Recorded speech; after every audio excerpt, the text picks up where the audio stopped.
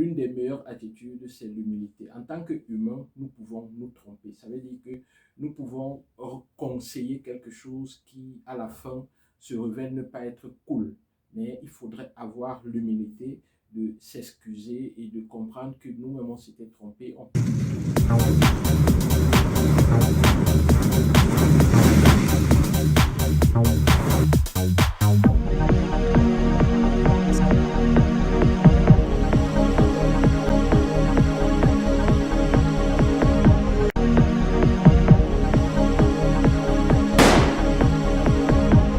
Salut tout le monde, j'espère que vous allez très bien, j'espère que tout se passe très bien chez vous. Il y a quelque chose de trop gros qui se passe, c'est l'arrestation du CEO de Global Trade Investment, je pense bien. En fait, le CEO de l'IEP Limal, pour être court. Le CEO de l'IEP Limal, c'est Émile Parfait-Sim. Et Émile Parfait-Sim, c'est quelqu'un qui a créé ce système-là, l'IEP Limal, qui veut dire la pauvreté est finie, en langue bassa au Cameroun, qui est la langue de ma maman, justement. Donc, quand on dit l'IEP Limal, je comprends ça très très bien, je sais ce que ça signifie. Sauf que c'était une sorte de collecte d'argent de plusieurs personnes et on reversait aux autres avec un système de marketing de réseau. Cet argent était donc reversé aux autres progressivement et la collecte continuait jusqu'à ce que le système craque. Et lorsque le système a donc craqué, en fin 2021, les remboursements ne pouvaient plus s'effectuer. Et jusqu'à aujourd'hui, les gens qui ont investi dans ce système-là ont perdu énormément d'argent et certains ont même essayé de se suicider, beaucoup sont désespérés et certains ont engagé une poursuite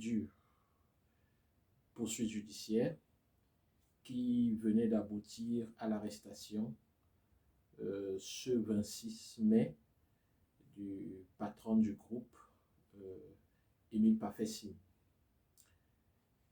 Bon, dans la communauté africaine, nous sommes habitués, c'est-à-dire que ce qui se passe, c'est que nous sommes un peuple qui, nous passons le temps à nous auto-flageller. Lorsque quelque chose comme ça se passe, on se dit, oh, l'Africain n'aime pas l'Africain, l'Africain est méchant, l'Africain est ceci. Arrêtons de nous auto-flageller. Les escroqueries, les pyramides de Ponzi, ça se passe partout. Et les États-Unis d'Amérique, c'est même le pays où il y a le plus de pyramides de Ponzi. Si vous essayez de faire des recherches, vous allez vous rendre compte que chaque mois, on arrête aux États-Unis au moins 2, 3 personnes parce qu'ils ont fait des arnaques à la pyramide de Ponzi. Donc, ce n'est pas le propre des Africains. Lorsque un Africain fait quelque chose, c'est parti. On accuse toute l'Afrique. Et tout le temps, c'est comme ça. Mais un Africain ne représente pas toute l'Afrique. Un Africain, c'est un Africain. Il peut s'appeler Mbarga, il peut s'appeler Émile Parfait-Sim, il peut avoir tous les noms que vous voulez, mais un Africain n'est qu'un Africain. Il n'est pas l'Afrique. Dès qu'il y a une petite chose qui se passe en Afrique, on dit ouf, les Africains. Mais alors que lorsqu'un Français fait quelque chose, on ne dit pas que les Européens. Lorsque un Américain fait quelque chose, on ne dit pas que les Américains. Mais dès qu'un Africain fait quelque chose, les Africains ont fait ceci. Les Africains sont comme ça, ils sont comme ci, ils sont comme ça. Donc arrêtons de nous auto-flageller. Toujours est-il que l'arnaque de l'IEP Limal, c'est quelque chose qui a été très grave et ça a touché beaucoup de personnes. Ça révèle encore une fois notre volonté de gagner de l'argent sans trop d'efforts, ce qui est tout à fait normal. Mais il faudrait davantage qu'on se méfie lorsque les choses semblent vraiment très faciles. Lorsque dans cette chaîne, je parle tout le temps de business avec la Turquie, je parle des opportunités, de ce qu'on peut faire pour avancer.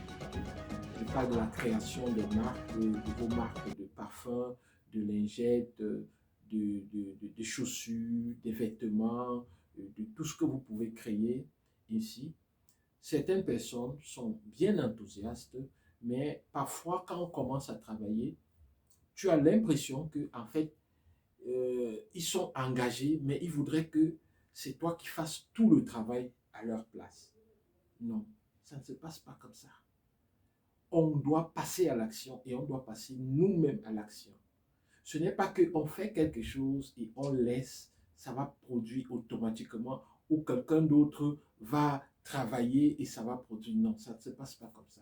Et c'est la raison pour laquelle beaucoup de gens ont investi dans l'IM Lima parce que là, il disait clairement que faites ceci, mettez votre argent, allez dormir, moi je vais faire le travail. Non, non, non. Si quelqu'un vous dit ça, c'est fou. Pour gagner de l'argent, on doit s'y mettre soi-même. On doit mettre ses stratégies en marche. Même si on est coaché, comme c'est le cas avec ENG Consulting, les stratégies, on doit les mettre nous-mêmes en place. On doit avancer nous-mêmes. On est juste coaché, mais ce n'est pas le coach qui va faire le travail à notre place. C'est à nous de mettre notre système. Donc, c'est pour dire quoi? C'est pour dire que évitons ces choses, ces personnes qui nous disent non, laissez ici, donnez l'argent, je vais faire tout pour vous et vous allez juste prendre des bénéfices. Ça peut se passer comme ça dans le cadre d'une entreprise parce que dans une entreprise, vous investissez, vous êtes investisseur et puis l'entreprise fonctionne. C'est-à-dire que l'entreprise, par exemple, achète des habits, elle revend ou alors achète du sucre, elle revend et elle dégage des bénéfices. Et en fin d'année, vous avez les dividendes par rapport aux bénéfices que l'entreprise a dégagés. Une chose importante qu'il faut aussi souligner sur cette affaire de l'IEP Limal, c'est que nous devons faire attention. Nous devons faire attention de donner notre voix à des projets sans les explorer, sans essayer de comprendre qu'est-ce qui se passe, qu'est-ce qu'il y a en dessous. Nous devons vraiment faire attention, beaucoup plus pendant ce siècle-ci.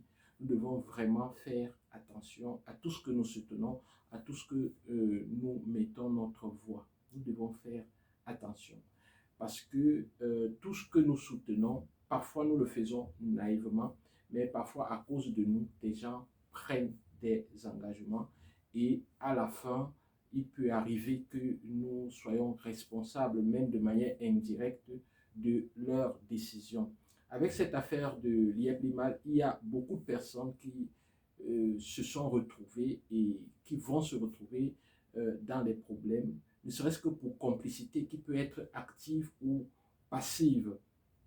Certaines personnes ont entraîné leurs proches dans cette affaire et aujourd'hui, certaines personnes ne parlent même plus à certains membres même de leur famille, certains amis se sont séparés et plus encore, certaines personnes qui avaient une grande confiance en des aînés, d'autres personnes et tout, sont séparées aujourd'hui parce que ces personnes les ont entraînés dans cette affaire. Et lorsque vous entraînez quelqu'un comme ça dans quelque chose que vous ne maîtrisez pas, vous avez encore plus mal parce que non seulement vous êtes victime, mais vous êtes également considéré comme un bourreau. La meilleure attitude ici n'est pas de s'entêter, porter plainte ou essayer de menacer. Ce n'est pas la meilleure attitude.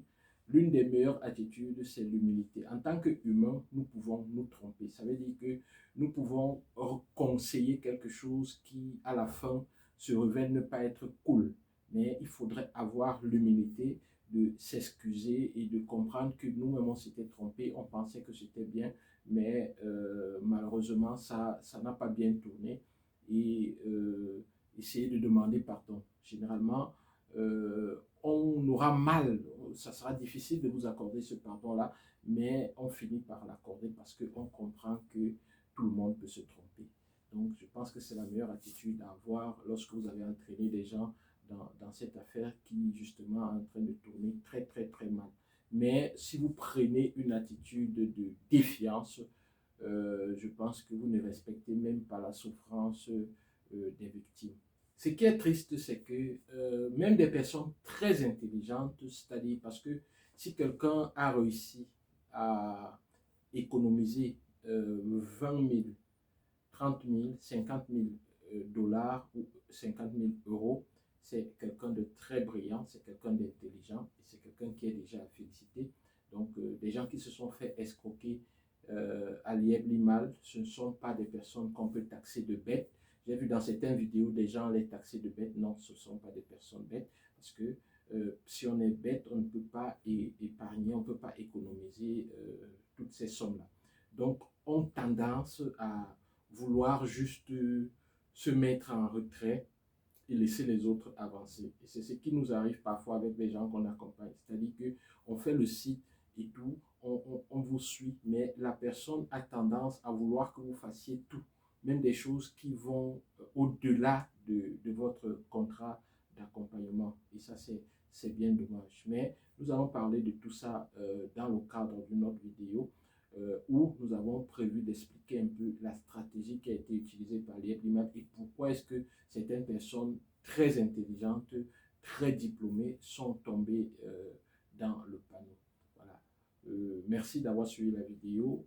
Nous allons revenir sur ce sujet, mais toujours est-il qu'actuellement, le CEO de l'IEPLIMAL est en exploitation au niveau de la police. Donc, nous ne pouvons pas dire grand-chose. On attend l'aboutissement de leur enquête et nous allons revenir sur le sujet. Au revoir et à très bientôt.